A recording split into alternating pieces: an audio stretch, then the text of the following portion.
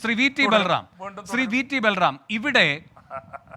ബൽറാം ഇവിടെ മൂന്നാം സീറ്റ് രാജ്യസഭയിലൂടെ ഉറപ്പാക്കി എന്ന് ലീഗ് പറയുന്നു. എന്ന് വെച്ചാൽ ലീഗ് എന്താണോ ആഗ്രഹിച്ചത് അത് ലീഗ് നേടിയെന്നാണ് പറയുന്നത്. പക്ഷെ അപ്പോഴും ചോദ്യങ്ങൾ ബാക്കിയാകുന്നു. ലീഗ് ഇതിന് വഴങ്ങുകയായിരുന്നു എന്ന് പറയുന്നു, അതും കോൺഗ്രസിന്റെ മൃദുഹിന്ദുത്വത്തിന് വഴങ്ങുകയായിരുന്നു എന്ന് പറയുന്നു. ലീഗ് എന്തിനാണ് മസിൽ പിടിച്ചത് എന്ന ചോദ്യം വരുന്നു. അപ്പോൾ ലീഗിന്റെ ശക്തിയാണോ ദൗർബല്യമാണോ ഇന്നത്തെ തീരുമാനത്തിലൂടെ രാഷ്ട്രീയ കേരളം മനസ്സിലാക്കുന്നത്? ഇന്നത്തെ തീരുമാനം എന്ന് പറയുന്നത് UDF തീരുമാനമാണ്. UDF ഏറ്റവും പ്രധാനപ്പെട്ട രണ്ട് ഘടകകക്ഷികളാണ് കോൺഗ്രസും മുസ്ലിം ലീഗും. കേരള കോൺഗ്രസും RSP അടക്കമുള്ള മറ്റ് ഘടകകക്ഷികളുമുണ്ട്. ഈ ഘടകകക്ഷികളുടെ എല്ലാവരുടെയും നേതൃത്വം, സംസ്ഥാന നേതൃത്വവും ഏറ്റവും ഉയർന്ന നേതൃത്വം കൂട്ടായി ആലോചിച്ചെടുത്ത ഒരു തീരുമാനമാണ്. അത് എല്ലാവർക്കും ബാധകമാണ്, എല്ലാവരും സ്വാഗതം ചെയ്തിട്ടുള്ളതാണ്, എല്ലാവരുടെയും പൂർണ്ണ സമ്മതത്തോടു കൂടി എത്തിച്ചേർന്നിരിക്കുന്ന ഒരു കോൺസെൻസസ് ആണ്.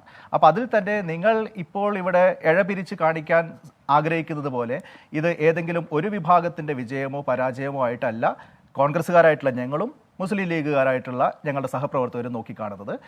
ഒരു സാഹചര്യം വരുമ്പോൾ എങ്ങനെയാണ് കൂട്ടായ ചർച്ചകളിലൂടെ പക്വമായിട്ടുള്ളൊരു തീരുമാനത്തിലേക്ക് എത്തിച്ചേരുക എന്നുള്ളതായിരുന്നു ഞങ്ങളുടെ മുമ്പിലുള്ള ഏറ്റവും പ്രധാനപ്പെട്ട ഒരു ചോദ്യം. അതിന് വളരെ സംതൃപ്തികരമായിട്ടുള്ള, അഭിമാനകരമായിട്ടുള്ള ഒരു പര്യവസാനം ഇന്നുണ്ടായിരിക്കുന്നു എന്നുള്ളതാണ് നമുക്ക് കാണാൻ സാധിക്കുന്നത്. ഇവിടെ ശ്രീ M പ്രകാശൻ അടക്കമുള്ള ആളുകളുടെ വേവലാതി നമുക്ക് മനസ്സിലാക്കാൻ സാധിക്കും. പക്ഷെ അദ്ദേഹം ഉന്നയിച്ച വാദങ്ങൾ കേൾക്കുമ്പോൾ സഹതാപമാണ് തോന്നുന്നത്. കാരണം BJPക്ക് ആയുധം വിട്ടുകൊടുക്കരുത് എന്ന് മുൻകാലങ്ങളിലൊക്കെ പറഞ്ഞു തന്നിരുന്ന ആളുകളാണ്. പക്ഷെ ഓരോ തെരഞ്ഞെടുപ്പ് അടുക്കുമ്പോഴും BJPക്ക് കേരളീയ സമൂഹത്തിൽ വിദ്വേഷത്തിൻ്റെ അന്തരീക്ഷം സൃഷ്ടിക്കാൻ വേണ്ടി, വിഷം കലക്കാൻ വേണ്ടിയിട്ടുള്ള ആയുധങ്ങൾ സപ്ലൈ ചെയ്യുന്ന പണി CPM മുൻ തെരഞ്ഞെടുപ്പുകളിൽ എടുത്തിരുന്നു. ഈ തെരഞ്ഞെടുപ്പിലും അവർ ആ അജണ്ട ഒരു മറയുമില്ലാതെ ആയുധ രൂപത്തിൽ BJPയുടെ കൈകളിലേക്ക് വെച്ചു കൊടുക്കുന്നു എന്നുള്ളതാണ് അദ്ദേഹത്തിൻ്റെ ഈ സൂചനകളിൽ നിന്ന് മനസ്സിലാക്കാൻ സാധിക്കുന്നത്. ഇവിടെ മുൻ തെരഞ്ഞെടുപ്പുകളിലൊക്കെ അറിയാലോ, ഇതേ CPMകാർ തന്നെയാണല്ലോ മുമ്പ് പറഞ്ഞിരുന്നത്. ഒരു കാലഘട്ടത്തിൽ UDF അന്നത്തെ നേതൃത്വത്തെ നോക്കിയിട്ട് കുഞ്ഞാലിക്കുട്ടി, കുഞ്ഞുമാണി എന്നുള്ളതായിരുന്നു അന്നത്തെ UDF കാര്യങ്ങൾ തീരുമാനിക്കുന്നത് എന്ന് പറഞ്ഞുകൊണ്ടുള്ള ഒരു അങ്ങേയറ്റ ദുസ്സൂചനയുള്ള ഒരു ആക്ഷേപം അന്നത്തെ CPM നേതാക്കന്മാരാണ് തെരഞ്ഞെടുപ്പ് കാലഘട്ടത്തിൽ മുന്നോട്ട് വെച്ചത്. കഴിഞ്ഞ തെരഞ്ഞെടുപ്പ് സമയത്താകുമ്പോഴേക്കും മാണി സാറൊക്കെ ഇതിൽ നിന്ന് മാറിയതുകൊണ്ട് ആ കുഞ്ഞുമാണി എന്നത് മാറ്റി ഹസ്സൻ, കുഞ്ഞാലിക്കുട്ടി, അമീർ ഇവർ മൂന്ന് പേരുമാണ് UDF കാര്യങ്ങൾ തീരുമാനിക്കുന്നത് എന്നുള്ള നിലയിലുള്ള സമാനമായ ദുസ്സൂചനകൾ ഇവർ മുന്നോട്ട് വെച്ചിരുന്നു. ഇപ്പോൾ വീണ്ടും ഒരു തെരഞ്ഞെടുപ്പ് വരുന്ന സാഹചര്യത്തിൽ അവർ ആ അജണ്ടകൾ വീണ്ടും പൊടി തട്ടിയെടുക്കുന്നു എന്ന് മാത്രമേ നോക്കിക്കാണാൻ സാധിക്കുകയുള്ളൂ. ഇവിടെ നിങ്ങളുടെ തന്നെ താങ്കൾ ഈ പറഞ്ഞ രണ്ട് രാഷ്ട്രീയ സന്ദർഭങ്ങളിലും ശക്തമായ എതിർപക്ഷത്ത് ലീഗിനെ നിർത്തിക്കൊണ്ടാണ് CPMന്റെ വിമർശനം വന്നിട്ടുള്ളത്. ഇത്തവണ അങ്ങനെയല്ല. ഇപ്പൊ പ്രകാശൻ മാഷ് ചൂണ്ടിക്കാട്ടുന്നത് ഞങ്ങളുമായി ലീഗ് ഏതൊക്കെ വിഷയങ്ങളിൽ തോളോട് തോൾ ചേർന്നു, അതിന്റെ അടിസ്ഥാനത്തിൽ ലീഗ് ഒരു വ്യത്യസ്തമായ നിലപാടെടുക്കുന്നതിനെ CPM വ്യത്യസ്തമായി തന്നെ മനസ്സിലാക്കുന്നു. അങ്ങനെയാണ് CPM ഇതിലൊരു അദൃശ്യ പങ്കാളിയാകുന്നത് എന്നു മാത്രവുമല്ല, ഒരർത്ഥത്തിൽ CPMുമായി ഇത്രയും തോളോട് തോൾ ചേർന്നതിൻ്റെ ബലം നിങ്ങളെ സംബന്ധിച്ച് ലീഗിന് വഴങ്ങാൻ നിങ്ങളെ നിർബന്ധിതമാക്കിയിട്ടുണ്ട് ഇത്തവണ. അല്ല, ലീഗിൻ്റെ ഏതെങ്കിലും ജെന്യൂൻ ആയിട്ടുള്ള അഭിപ്രായങ്ങളെ സ്വീകരിക്കുന്നതിൽ ഒരു തരത്തിലുള്ള ദുരഭിമാനവും ഞങ്ങൾക്കില്ല, ഒരു മടിയുമില്ല. നമ്മൾ കണ്ടതല്ലേ ഈ പലസ്തീൻ ഐക്യദാർഢ്യ റാലിയിൽ പോകരുതേ എന്ന് കോൺഗ്രസ് നേതൃത്വം സമ്മർദ്ദം ചെലുത്തുന്നത്. നമ്മൾ കണ്ടതല്ലേ MVR അനുസ്മരണത്തിൽ പോകരുതേ എന്ന് സമ്മർദ്ദം ചെലുത്തുന്നത്. അപ്പോ ഈ പറയുന്ന നവകേരള സദസ്സിന്റെ കാര്യത്തിലും അങ്ങനെ തന്നെ. മലപ്പുറത്തെ അഭൂതപൂർവമായ പങ്കാളിത്തം എന്ന് പറയുന്നത് എന്താണ്? അങ്ങനെയെങ്കിൽ CPMനാണ് മലപ്പുറത്തെ ഏറ്റവും വലിയ ശക്തി. അത് ഈ പറയുന്ന നവകേരള സദസ്സിലൂടെ ദൃശ്യമായിരിക്കുന്നു എന്ന് നിങ്ങൾ സമ്മതിക്കേണ്ടി വരും. അപ്പോൾ അണികളായാലും നേതാക്കന്മാരായാലും ഈ വിഷയത്തിൽ ഒരു പടി കടന്നപ്പുറത്തേക്ക് പോകാതിരിക്കാൻ നിങ്ങളാണ് പരമാവധി മുൻകരുതൽ എടുക്കുന്നത്. ഇനിയും അത് കണ്ടില്ലെന്ന് പറയരുത്. ആ ബലത്തിൽ നിന്നുകൊണ്ടാണ് നിങ്ങൾക്കിപ്പോൾ വഴങ്ങേണ്ട ഒരു ഭാഷയിലേക്ക് പിന്മാറേണ്ടിയും വരുന്നത്. ബൽറാം,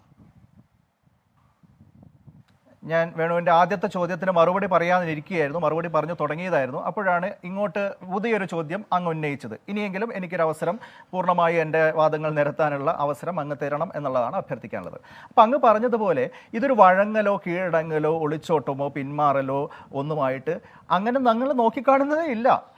തീർച്ചയായിട്ടും ശരിയാണ്. മുസ്ലിം ലീഗിന് ഇപ്പോൾ ഉള്ളത് 3 MPമാരാണ്. 2 പേർ ലോക്സഭയിലും ഒരാൾ രാജ്യസഭയിലും. ഒരു മാസത്തിന് ശേഷം അല്ലെങ്കിൽ 2 മാസത്തിന് ശേഷം ഈ പുതിയ തെരഞ്ഞെടുപ്പിൻ്റെ സാഹചര്യം കഴിഞ്ഞതിന് ശേഷം മുസ്ലിം ലീഗിന് 4 MP മാരുണ്ടായിരിക്കും. 2 MP Mar ലോക്സഭയിലുണ്ടായിരിക്കും, 2 MP Mar രാജ്യസഭയിലും ഉണ്ടായിരിക്കും. ലോക്സഭയിൽ എന്തുകൊണ്ടാണ് മുസ്ലിം ലീഗിന് 2 MP മാർ ഉണ്ടാകുമെന്ന് ഇപ്പോൾ തന്നെ ഞങ്ങൾ 100% ശുഭപ്രതീക്ഷയോടുകൂടി പറയുന്നത് എന്ന് ചോദിച്ചാൽ അത് ഞങ്ങളുടെ എതിരാളികളായിട്ടുള്ള LDF തന്നെ സമ്മതിച്ചിട്ടുള്ള കാര്യമാണ്. കാരണം LDFിൻ്റെ കൺവീനർ ശ്രീ EP ജയരാജൻ തന്നെ കഴിഞ്ഞ ദിവസങ്ങളിലൊക്കെ പറഞ്ഞിരുന്നല്ലോ, മുസ്ലിം ലീഗ് ഒറ്റയ്ക്ക് നിന്നാലും പൊന്നാനിയിലും മലപ്പുറത്തും അവർക്ക് ജയിക്കാൻ സാധിക്കുമെന്ന്.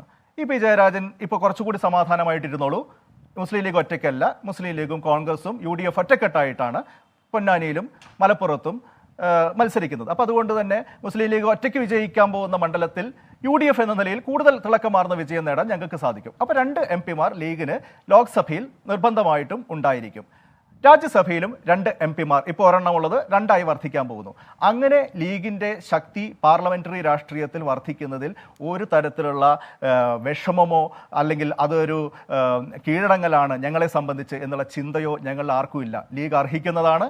ലീഗിന് കേരളത്തിലെ മതേതര ജനസമൂഹം എല്ലാ കാലത്തും നൽകിയിട്ടുള്ള ഒരു പിന്തുണയുടെ കൂടി അടിസ്ഥാനത്തിലാണ് അവർ ഈ അർഹതപ്പെട്ട പദവിയിലേക്ക് വന്നിട്ടുള്ളത്. അത് അനുവദിച്ചു നൽകുന്നതിൽ കേരളത്തിലെ കോൺഗ്രസിന് ഒരു തരത്തിലുള്ള ബുദ്ധിമുട്ടുമില്ല.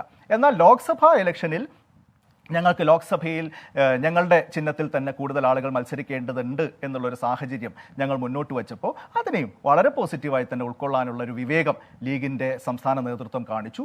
അതിനെ ഞങ്ങൾ നന്ദിപൂർവ്വം സ്വീകരിക്കുകയും ചെയ്യാണ്. അപ്പോൾ ഇവിടെ വളരെ സ്പഷ്ടമാണ്. നിങ്ങൾ VD സതീശൻ്റെ പത്രസമ്മേളനം കേട്ടു, അതിനുശേഷം പാണക്കാട് ശിഹാബ് തങ്ങളുടെ പത്രസമ്മേളനം കേട്ടു. രണ്ടുപേരും ആവർത്തിച്ചൊരു വാചകം ഞാൻ നിങ്ങളുടെ ശ്രദ്ധയിലേക്ക് വീണ്ടും കൊണ്ടുവരാൻ ആഗ്രഹിക്കുകയാണ്. ഇവിടെ ലീഗ് മത്സരിക്കുന്നത് 2 സീറ്റിലല്ല, 20 സീറ്റിലാണ്. കോൺഗ്രസ് മത്സരിക്കുന്നത് 16 സീറ്റിലല്ല, 20 സീറ്റിലാണ്.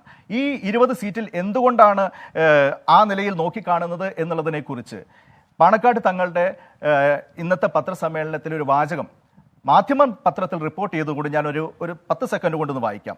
അടുത്ത ലോക്സഭാ തെരഞ്ഞെടുപ്പോടെ രാജ്യത്തിന്റെ ഭരണം തെക്കേ ഇന്ത്യയിലെ സംസ്ഥാനങ്ങൾ തീരുമാനിക്കും. ഫാഷിസത്തിനെതിരെ രാജ്യത്തെ ഏകോപിപ്പിച്ച് നിർത്താൻ ഇന്ത്യ മുന്നണിയിൽ ശക്തമായി നിലകൊള്ളുമെന്നും സാദിഖ് അലി തങ്ങൾ പറഞ്ഞു. 2ലും 3ലുമല്ല, 20 സീറ്റിലും ലീഗ് തന്നെയാണ് മത്സരിക്കുന്നത്. 20 സീറ്റുകളുടെയും വിജയമാണ് ലീഗ് ലക്ഷ്യം വെക്കുന്നത്. വിദ്വേഷം പ്രചരിപ്പിക്കുക എന്നുള്ളതാണ് രാജ്യത്ത് നടക്കുന്നത്. ജനങ്ങളെ ഒന്നിപ്പിക്കുന്നതിനുപകരം ഭിന്നതയുണ്ടാക്കുന്നു. ഏക സിവിൽ കോഡ് അടക്കമുള്ള കാര്യങ്ങൾ സൂചിപ്പിച്ചുകൊണ്ട് അദ്ദേഹം ഇതിന്റെ രാഷ്ട്രീയം കൃത്യമായിട്ട് തിരിച്ചറിയുന്നു. മുസ്ലിം ലീഗ് പാർട്ടിയുടെ ഏറ്റവും മുകൾ തട്ട് തൊട്ട് ഏറ്റവും താഴെ തട്ടിലുള്ള അണികൾ വരെ ഈ രാഷ്ട്രീയം കൃത്യമായിട്ട് തിരിച്ചറിയുന്നുണ്ട്. ആ രാഷ്ട്രീയത്തിന്റെ തിരിച്ചറിവിന്റെ അടിസ്ഥാനത്തിലാണ് കൂട്ടായ തീരുമാനങ്ങളിലേക്ക് എത്താൻ ഞങ്ങൾക്ക് അനായാസം കഴിയുന്നത്. ശരി ബൽറാം, ഞാൻ മറ്റു പോകണം. ശരി.